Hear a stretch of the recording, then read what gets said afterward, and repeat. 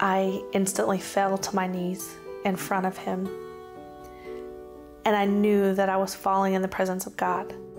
Crystal McVea wasn't having a dream. She had died and says she woke up in heaven. And it was this God that I had run from my whole life. Her journey away from him began when she was molested at 3 years old. I grew up believing that I was disgusting and broken and filthy. Crystal went to church with her mother. When she was 8, she accepted Christ and was baptized. She hoped that would cleanse her from the guilt and shame of being molested. But the abuse continued until she was 12 years old. I decided that there were two options. Either one, there was a God and he didn't love me for whatever reason, because he hadn't stopped the things that had happened in my life, he hadn't saved me, or two, there was no God. In her teen years, Crystal started using drugs and alcohol and was promiscuous. By the time she was 21, Crystal was a divorced mother with 2 children. Finally, at 28, she settled down and married Virgil, and they had twins. 10 months later, in December 2009, doctors performed a routine procedure that triggered pancreatitis. She had complications and ended up with a 110-degree fever. Her mother, Bonnie, came to the hospital. She didn't look right. She looked swollen to me. They had put her on a pain pump. I felt very calm and very peaceful. And I remember opening my eyes and seeing my mom sit at the chair at the foot of my bed. And I told her that I loved her. Mom, I love you. She felt cold. And when I looked up, her lips were blue. And she wasn't breathing. And I turned around and her face was black. And I just started screaming, she's dead, she's dead. The nurse told me, she said, you need to leave, you need to, and I told her, I'm not going anywhere. Code blue, we need the crash cart in here, quick. For the next 9 minutes, doctors and nurses tried to resuscitate Crystal. About that time, Crystal's husband Virgil arrived. Everything went through my mind. I didn't know if she was alive, I didn't know if she was dead.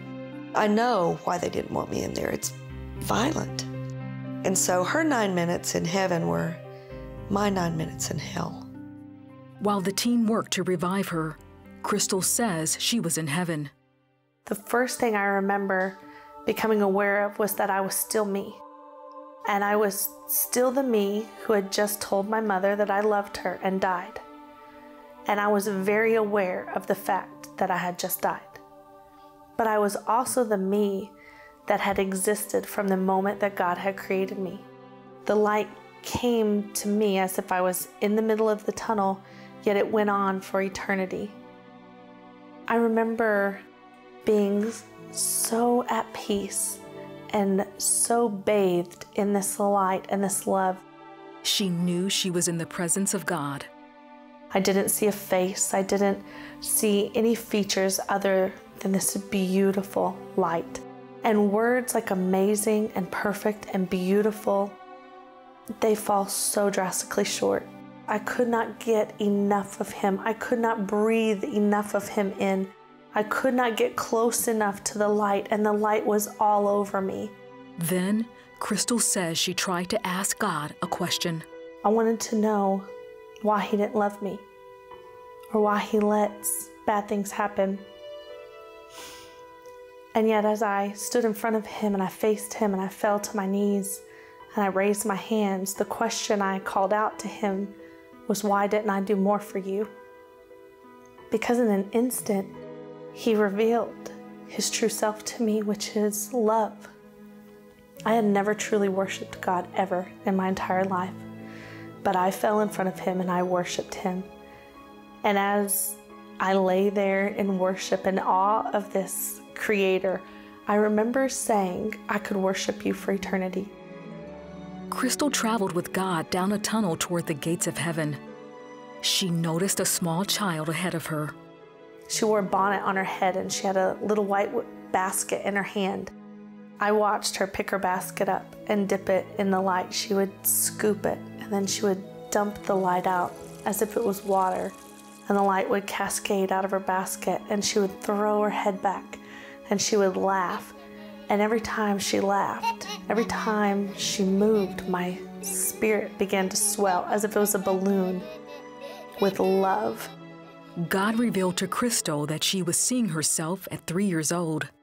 She was me at the moment that the enemy stepped into my life and whispered that I was worthless, that I was broken, that I was disgusting, that I got everything I deserved. She was the 3-year-old that heard that God didn't love her, that He had abandoned her, that He had forsaken her, and that God didn't exist. And He allowed me to know that He had allowed me to look through His eyes and to see the truth. And the truth set me free. All of Crystal's doubts about the existence of God and His love for her faded away. I remember what it felt like to be in chains. And I remember the moment that He took them from me. I was free, and He didn't just say, "Crystal, I love you." He allowed me to experience His love, and His love almost made me explode. Then Crystal says she heard her mother calling her name. And I said, "Can I go tell her that I'm okay?" And He said, "The choice is up to you." And I turned away from this light to go and find where her voice was coming from. And when I turned, He said, "Tell them what you can remember." And I remember calling back, "I'll remember everything, and I'll be right back." And I looked down through the floor of this tunnel of heaven, and it was as if I was looking at 1,000,000 shimmering diamonds. And the instant that I noticed those diamond-like substance, I was back in my body. Crystal woke up in the hospital surrounded by the medical team. And I turned to my mom, who was crying, and I told her that I was in heaven, that I was with God, and that I was in the most beautiful light, and that I was okay.